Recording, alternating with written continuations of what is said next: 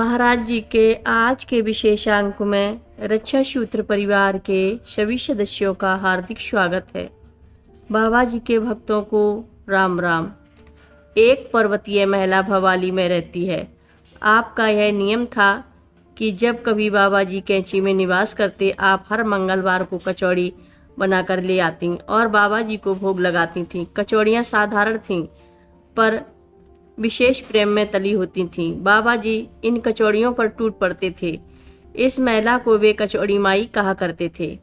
सितंबर 1973 बाबा जी के महापरायण के बाद आपने यह सोचकर कि अब बाबा जी तो रहे नहीं, यह नियम समाप्त कर दिया था।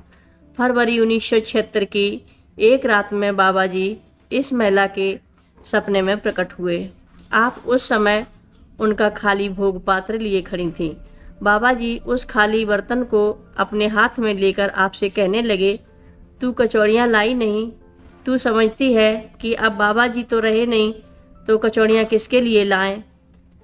हम अब भी कैंची में ही रहते हैं, तू कचौड़ियाँ लाया कर। महिला की आंख खुल गई। उसने अगले मंगलवार को अपना नियम फिर से बनाए रखने का संकल्प किया। इस बार मंगलवार के दिन पहाड़ में चारों ओर हिमपात हो रहा था। आप इस सर्दी में कचौड़ियों का भोग लेकर कैंची पहुंची। आश्रम के सभी कमरों में ताले पड़े थे, केवल मंदिर खुले थे। बाबा जी की कुटिया का उत्तर पूर्वी दरवाज़ा आपको कुछ खुला हुआ दिखाई दिया। आपने अपने हाथों से उन किवाड़ों को खोला। एक पैर आपका दहलीज के बाहर था और दूसरा भीतर। एकाएक आपकी दृष्टि बाबा जी के तख्त पर पड़ी।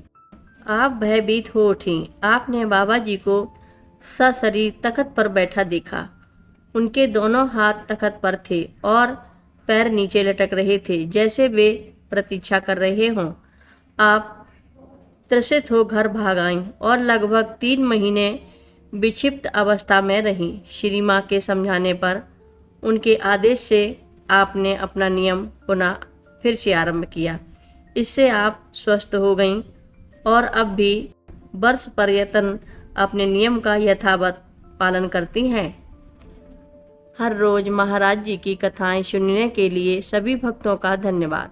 सभी भक्त रक्षा सूत्र चैनल को सब्सक्राइब करें, शेयर करें, लाइक करें, घंटी बजाना ना भूलें।